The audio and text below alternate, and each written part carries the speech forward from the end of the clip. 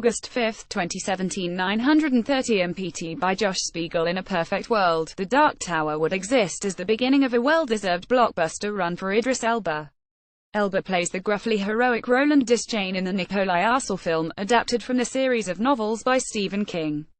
Roland is the last in the line of gunslingers, making him an expert with any kind of gun, and Elba is more than able to communicate this kind of weighty power with few words. The good news about The Dark Tower is that Elba is the best thing in the film. The bad news about The Dark Tower is that Elba is the only good thing in the film. Even with a relatively modest $60 million budget, it's easy to imagine this potential film series stopping after this entry and proceeding no further, and further halting Elba's journey to becoming a summer mainstay like Chris Pratt or Robert Downey Jr. Since his breakout role as Stringer Bell on HBO's brilliant early drama The Wire, Elba has been appearing in various films over the last decade that could have broken big. Some of his parts, while supporting, have been in major franchises, such as Heimdall in the Thor series, including Avengers: Age of Ultron and the upcoming Ragnarok. And last year alone, Elba made a killing in 3 separate Disney-released films in voice roles as Chief Bogo in Zootopia, the terrifying Shere Khan in The Jungle Book, and a prankish sea lion in Finding Dory.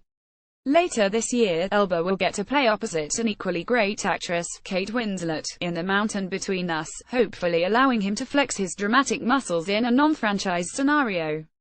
But The Dark Tower is meant to function as his entree into the world of action stars. On paper, Roland Disjane could be as memorable a hero as Indiana Jones. For an actor to play, it's easy to understand why A-listers like Russell Crowe and Javier Bardem hovered over the role in the past. Elba embodies Roland, and lives up to the gunslinger's creed, perfectly. Whatever else is going on around him in The Dark Tower, Elba is a fierce and focused presence, imbuing the character with the appropriate balance of pathos and roughness. Moreover, in the climactic battle, it's almost surprising how easily he outcharms and outclasses Matthew McConaughey, as the villainous Man in Black. Arguably, part of this is because McConaughey's work feels weirdly sleepy. Right now, it doesn't seem like The Dark Tower is going to break out at the box office, in spite of opening at the beginning of the slow month of August.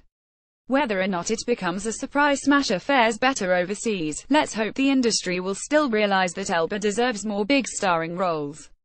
On a positive note, in November's Molly's Game, Elba will get to continue to show off his range. See his fearsome commandant in Beasts of No Nation, his villain work in Star Trek Beyond, and his turn as the jocular pilot in Ridley Scott's Prometheus.